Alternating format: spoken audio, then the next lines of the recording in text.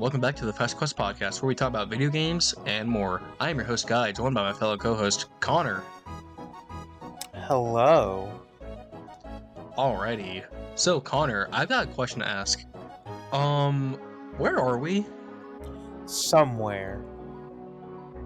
Okay, that's like cool and all, but we've been walking through swamps and forest for miles, and this isn't exactly a glorious vacation like you promised. So here's the thing. I lied. What? Alright. I know that sounds bad, but I have a good reason. Okay, dog, you gotta say it quick before I kill you for lying to me, dude. Simple. I just need your help. I just need your help slaying something, alright? Of course. Okay, what is it? It's gotta be easy. Or probably not. It's probably like a dragon, a troll, or a giant or something. What is it? No. I need your help slaying the Spire. That doesn't sound like a glorious vacation. It's not. You will die painfully. Fine, we'll do it. And that leads us into today's topic. Slay the Spire. What is it? Why do we love it? And did this game kind of start like an indie roguelike era? All talked about in today's today's episode and more. Oh my lord, we get to talk about Slay the Spire. This game is something else. It has caused me so much pain, but god, there's just something about it that keeps me coming back to it. I don't know what it is, but it's something. It's called a roguelike. All roguelikes Yes. have an addictive nature to them. It's like Balatro. Dude, it's kind of real. Balatro is insane. So like Balatro, to explain a little bit about Slay the Spire, this game is basically a roguelike turn-based RPG that is also a deck builder, where you have to traverse the spire, and in doing so, you have to collect cards and build them, collect cards that do different things to help you pretty much throughout your runs. So basically you have different characters with different skills and different cards that they can collect that will benefit them in their runs, and you can make different builds with them. Like you have the Ironclad, which is focused on building up strength to do more damage. The Silent, which is based on like throwing like a lot of knives and just doing a lot of chip damage. You have the Defect, which is built around like doing a lot of orbs and stuff like that, which give you different passive. And then you have the Watcher, which gives you different stances that basically, if anyone's played it, it's basically just Mael from Expedition 33 but put into this game, which is really funny. Yeah, no. I know, Connor, I know you won't get that, but the people who know, they know. Oh man, I hate missing out on references. Haha, you don't get it, get left out. Oh. Skill issue. Yeah. I'm really excited to talk about this game today.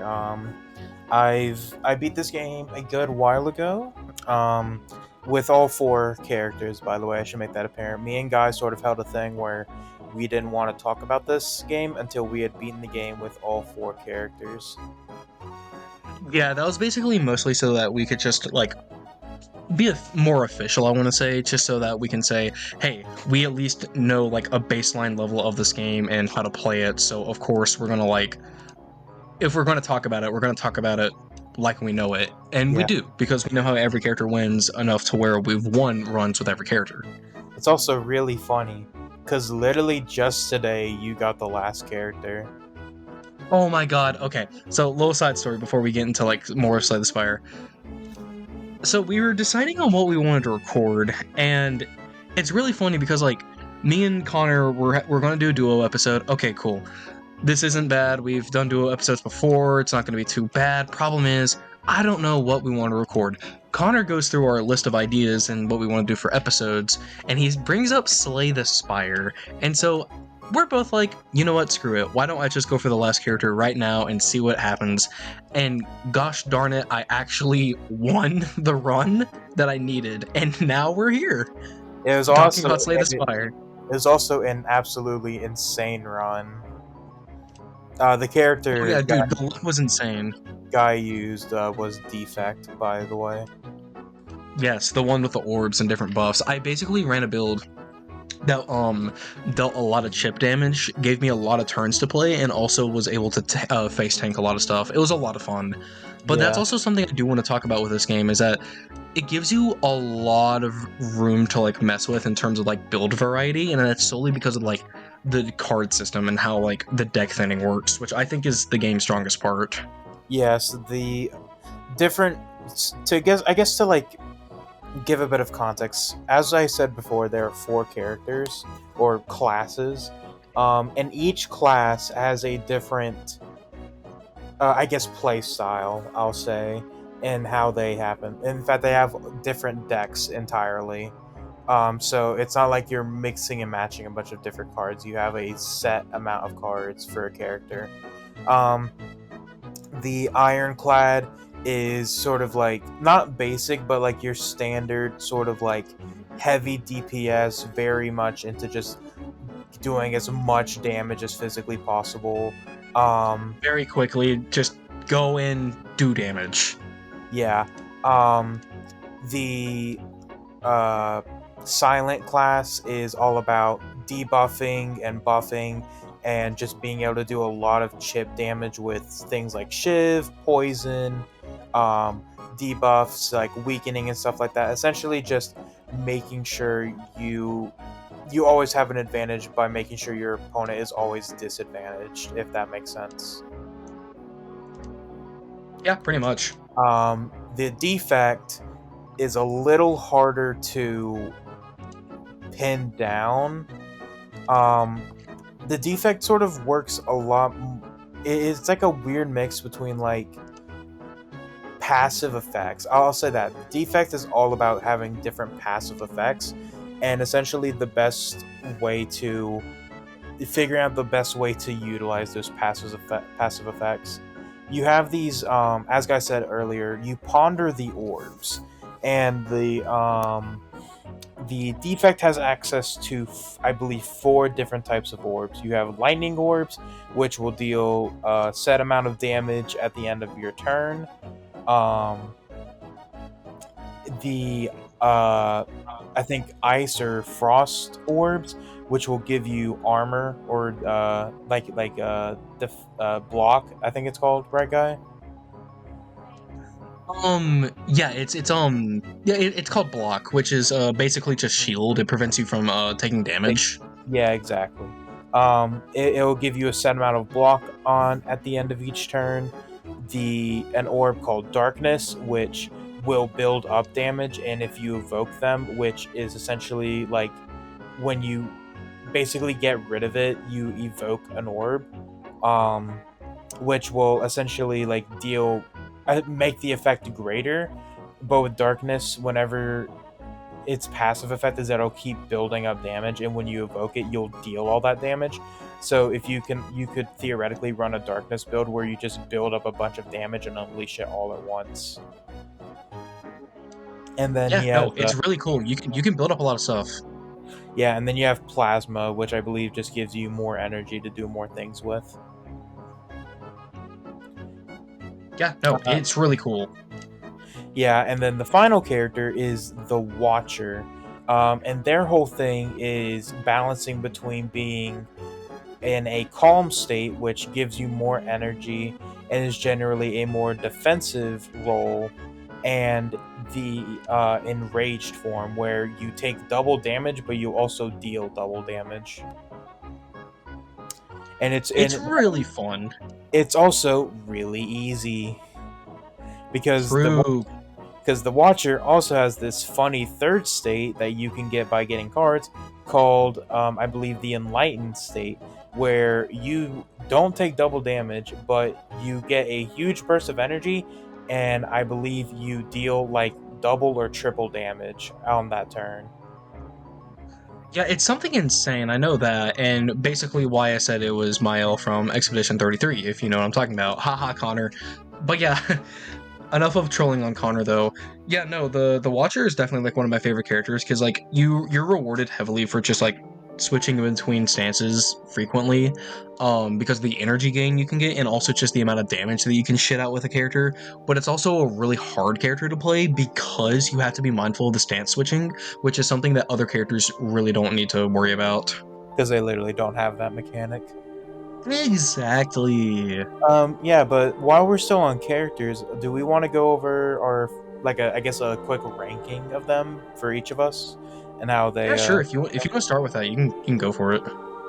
All right.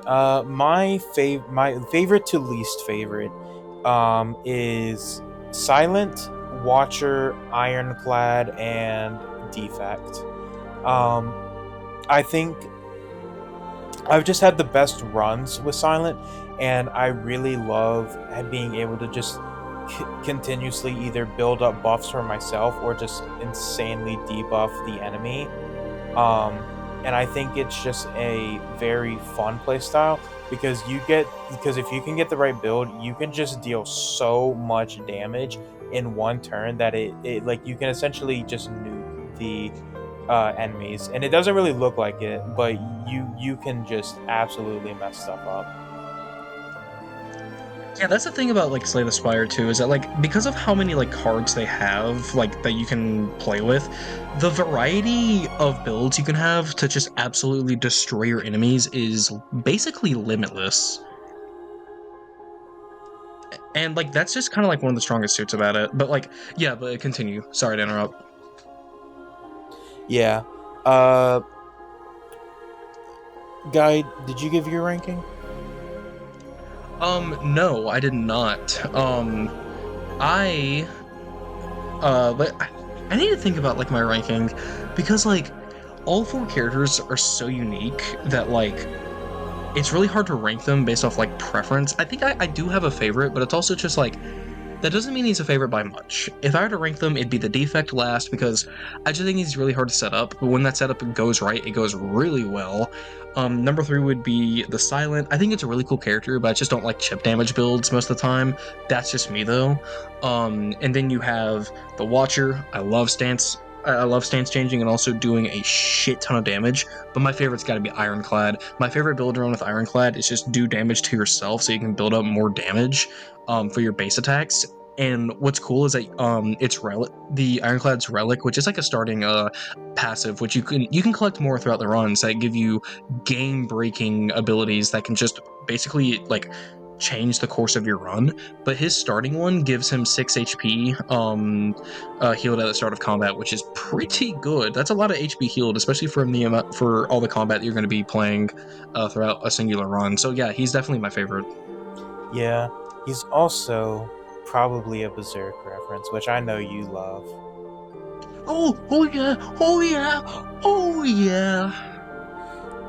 Yeah, but now that we've gone over the characters and classes, do we want to go more deeper into the combat and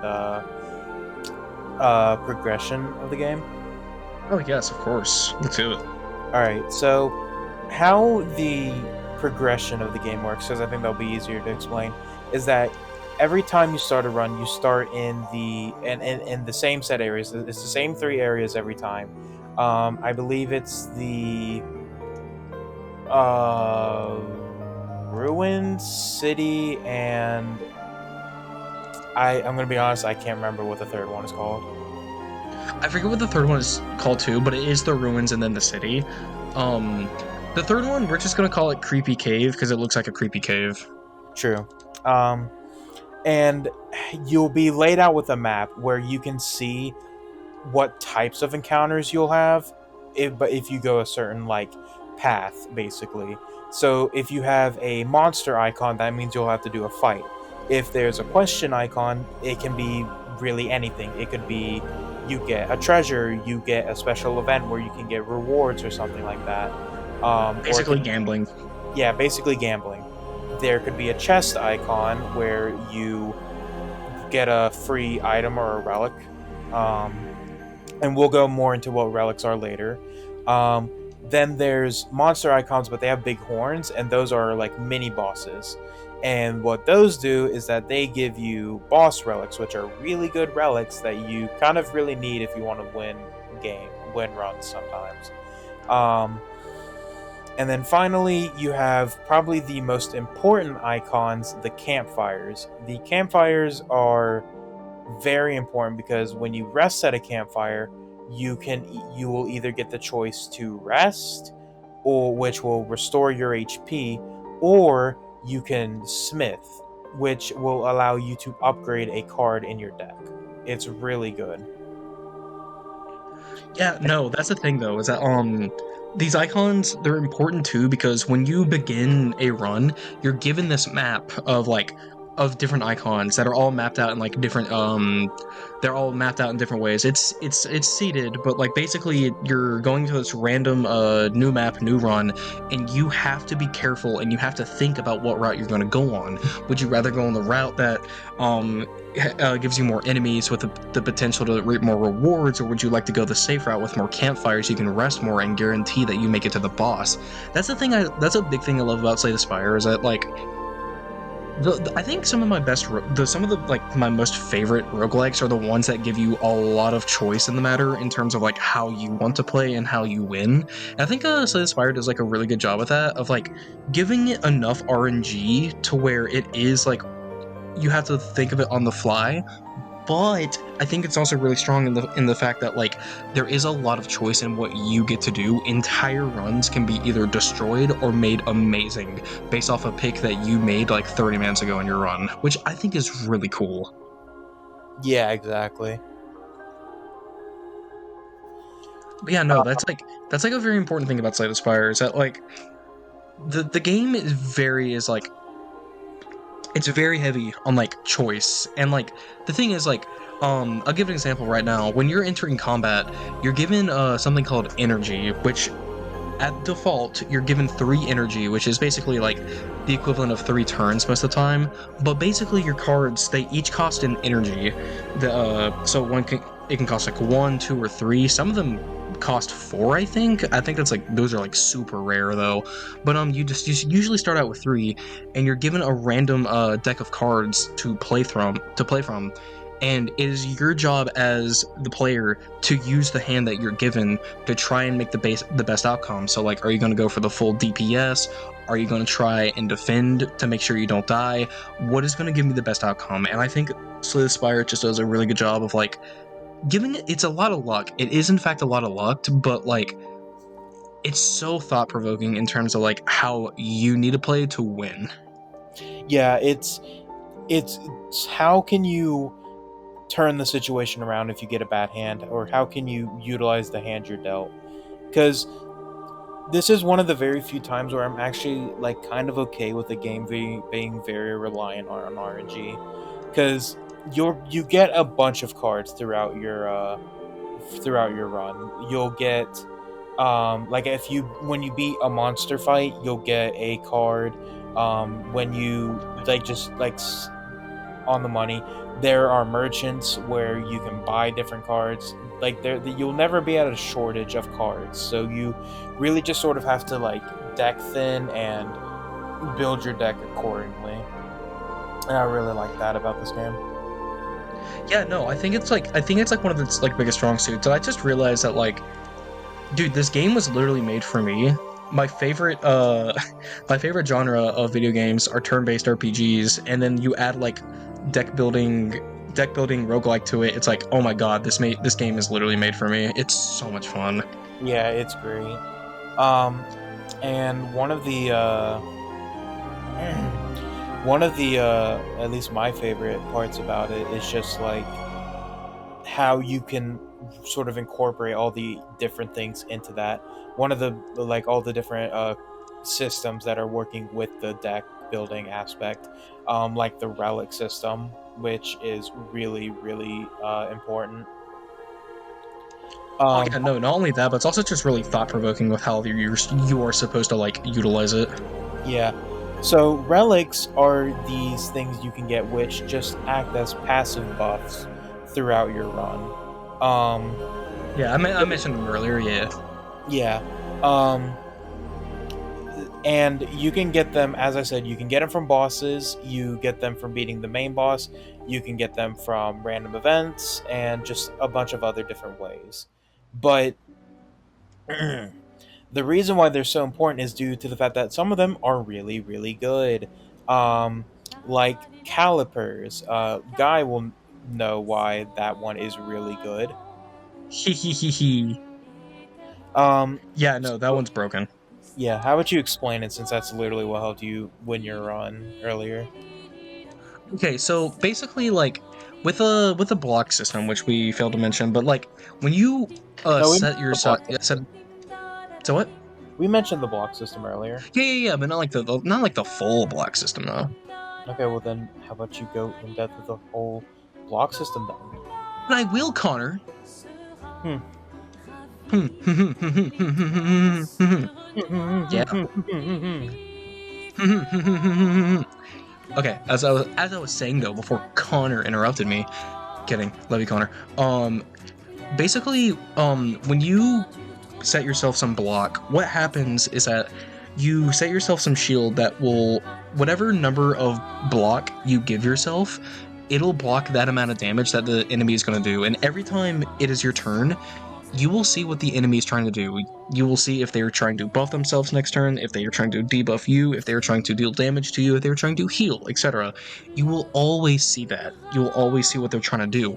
So, what's good about this is that you can plan around that and either go for the high damage when they're trying to buff or debuff, or play more defensive when they're trying to attack.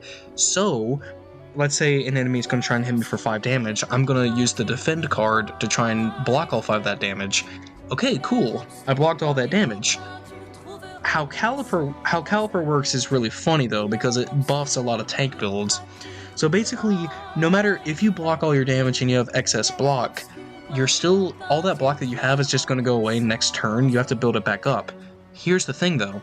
Calipers, what's really good about it is that if you have excess block, instead of removing all of the block that you have, it only takes away 15 of your block. So if you have a really, really block intensive build, you can basically just like, let's say I build up 50 block, I take 10 damage from enemies, and then calipers, instead of taking away all that block, will only subtract 15.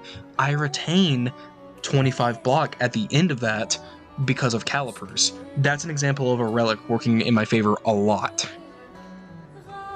Yeah. You didn't you get like 100 plus block or something? Oh yeah, no, on that run I got 100 plus block. Bosses were not able to touch me. Like bosses, the most they can do, even like final bosses can only do like 30 to 40 damage if you let them like buff up really high. I was flabbergasted with how much damage I was doing. It was insane. It's a really good one, dude. There's also the other one. I think it was the top where if you have 0 cards in your hand, you'll immediately draw one.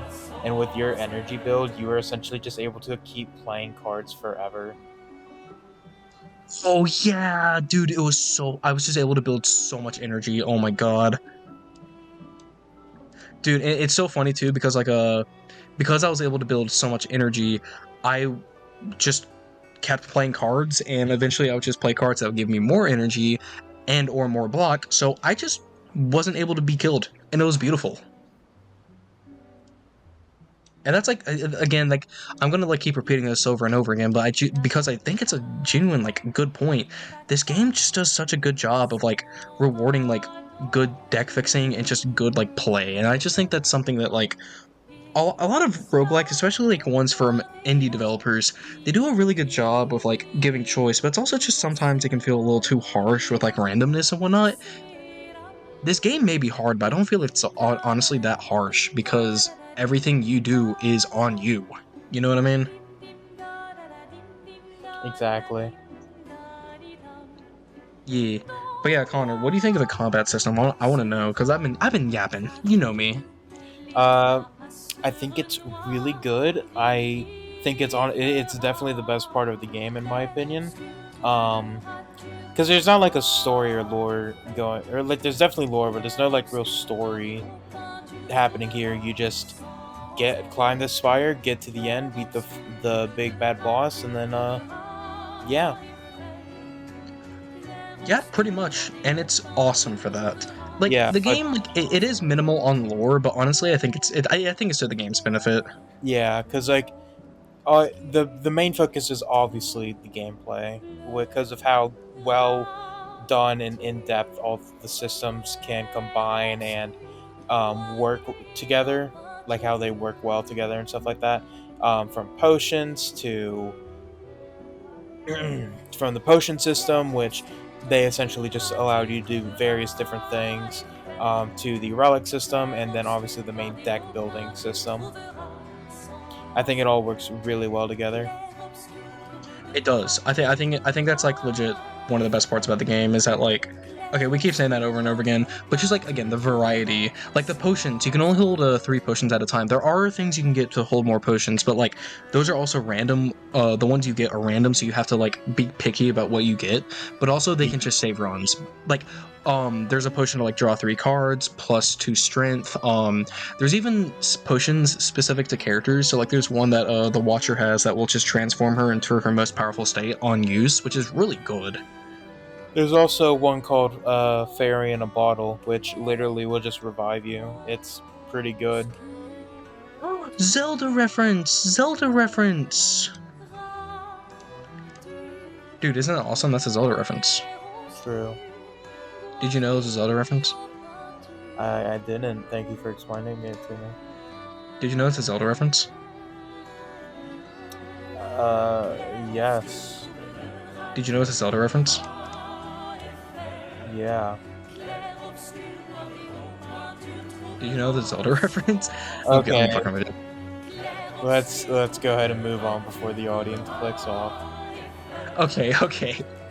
But yeah, no, the game just does like an excellent job of just like again, like it's very picky about like what's going to give you, and it's very luck reliant. But again, like you're just given that choice. And that's just I know that's a heavy motif of what I'm saying tonight, but I do think it is just like a very big strong point as to like this being a very engaging like turn-based RPG as well. You know what I mean? Because like turn-based RPGs, I think to me the most fun part about them is just the customization and also like making my own builds with characters. Like I love menuing. I really do. Like a lot of people think that's boring, but I genuinely love menuing because everything I do with numbers and whatnot, that's all on me. And I feel rewarded for using the combat system to make it reward what I want to do. And I feel like Slay the Spire does that very effectively and very often because of the roguelike system of you got to make this stuff up on the fly and you can't just like stick with all reliable. You have to switch between different playstyles and different modes of play every single run, especially with the 4 different characters and what they can unlock. Exactly. But yeah, no, that's kind of my thing on the combat. Connor, I must ask, what are your thoughts on on Slay the Spire 2 that's coming soon? I know we haven't mentioned that yet, but like one big thing about the creation of this video is Slay the Spire 2, and that game looks incredible. Uh, I'll be honest. I haven't watched a bunch of the trailers. Just because like I saw the one at the I believe the Game Awards. I watched that and it looks really good. But I just haven't watched it because like or watched any of the other trailers that they've come out because I want to try and keep myself fairly blind to that game. Fake fan, That's not true. fake fan. Why did I say that like Donald Trump? You should stop. True. Also, Oh god. like how you're But yeah, calling no. me a fake fan, despite the fact I beat the game with all 4 characters before you Nope. did. Nope, not true. It's very Fake true. news. This is It's very fake true. news that It's the very true. Connor media wants to put on me. All right, He let's wants to bring me down because he knows I'm a better player. all right, let's just move on before we get too off Before you kill topic. me. I Now, know, I know. I'm gonna slay your spire, aka your penis. That sounds like a fun Saturday night when we doing it. Well, that's what you do with Liam. So, all Someone's jelly. right, we're actually getting way too off track. How about we I'm just? sorry, I just had to say that. What are What were you your gonna say, thoughts? buddy? What are your thoughts on Slay the Spire 2? Is this concluding thoughts? If you want it to be. What do you think? I think we're about at that time for concluding I think we're points. about at the time. Yeah, this is a short game, so short video. Why not? You All go right. first. Okay, I'll go first. I'll go first. You probably have more thoughts on it than I do as well. So, Slay the Spire, I think, is an amazing roguelike RPG that I think anyone, if you have like the spare money to play it, go for it because I think I think this game is really worth your money. It's only like $15 and goes on sale pretty often. I got this for my birthday. Thank you, Julian. But basically, like I'm really, really excited to see where Slay the Spire 2 goes with this. I think the concept is genius of like having a turn-based RPG that is a deck-thinning roguelike. So nice. And I think like Balatro was also a really big like reason for me to get this game, and it implemented like some of my favorite parts of gaming, which is just turn-based RPGs. And I just think this game is so addictive. I'm still playing it. Like, it's hard, it really is, and I'm not even considered like that good at the game, but I just want to keep playing more and more of it to see what I can do with different characters and see where I can go with it.